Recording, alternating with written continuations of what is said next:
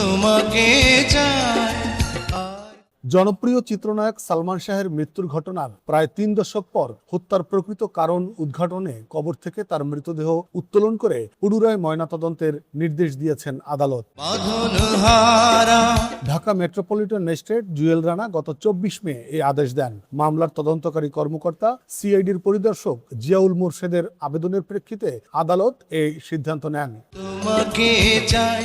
তদন্ত কর্মকর্তা জানিয়েছেন, নির্বাহী ম্যাজিস্ট্রেটের উপস্থিতিতে সিলেট হযরত শাহজালাল রহমাতুল্লাহর মাজার সংলগ্ন কবরস্থান থেকে সালমান শাহর মরদেহ উত্তোলন করা হবে। এরপর সুরত হল প্রতিবেদন প্রস্তুত এবং ময়নাতদন্ত সম্পন্ন করা হবে। এ সংক্রান্ত প্রয়োজনীয় প্রশাসনিক কার্যক্রম শেষ হলে পরবর্তীতে পদক্ষেপ নেওয়া হবে।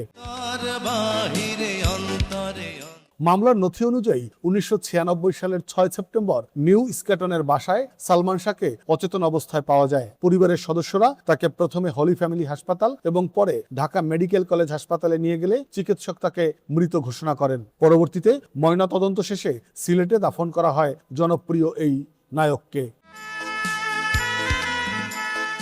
গত বছরের ২১ অক্টোবর রাজধানীর রমনা থানায় সালমান শাহর মামা মোহাম্মদ আলমগীর একটি হত্যা মামলা দায়ের করেন। এর আগে একই বছর ২০ অক্টোবর ঢাকার ৬ষ্ঠ অতিরিক্ত মহানগর দায়রা জজ আদালত পুরনো অপমৃত্যুর ঘটনাকে হত্যা মামলা হিসেবে গ্রহণের নির্দেশ দেন।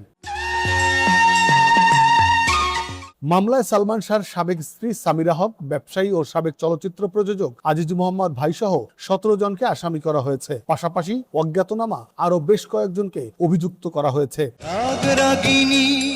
এজাহারে অভিযোগ করা হয়, ঘটনার দিন সালমান শাহর পরিবারের সদস্যরা তার বাসায় গিয়ে তাকে শয়নকক্ষে নিথর অবস্থায় দেখতে পান। হাসপাতালে নেওয়ার পথে তার গলায় দড়ির দাগ এবং শরীরের বিভিন্ন স্থানে আঘাতের চিহ্ন দেখতে পান বলে দাবি করা হয়েছে। বাদীপক্ষের অভিযোগ, অভিযুক্তরা পূর্ব পরিকল্পিতভাবে পরস্পরের যোগসাজশে সালমান শাহকে নৃশংসভাবে হত্যা করেছেন। Desk report, next Bangladesh 24।